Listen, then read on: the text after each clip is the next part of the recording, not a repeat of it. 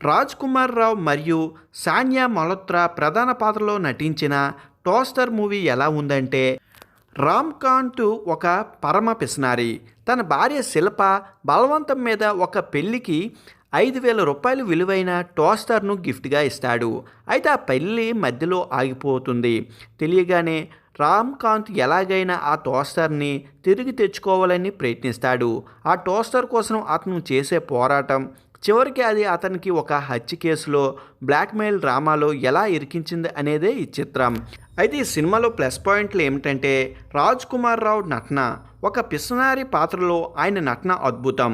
సినిమాలో పిచ్చి పిచ్చి మలుపులను తన కామెడీ టైమింగ్తో నిలబెట్టుకున్నాడు.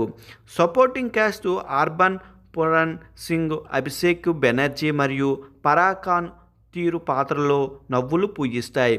ముఖ్యంగా అర్చన పూరన్ సింగ్ పాత్ర చాలా కొత్తగా ఉంటుంది.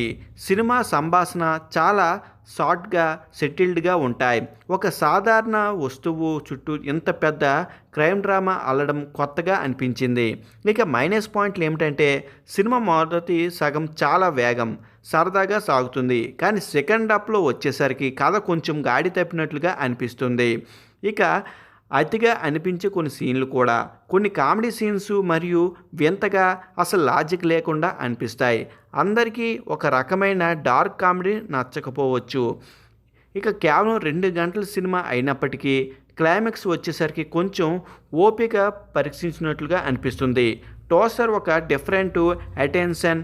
మీకు లాటెక్స్ లేదా మడ్గన్ ఎక్స్ప్రెషన్స్ వంటి క్రైమ్ కామెడీ నచ్చితే ఈ సినిమా కూడా ఒకసారి చూసేయండి మరి.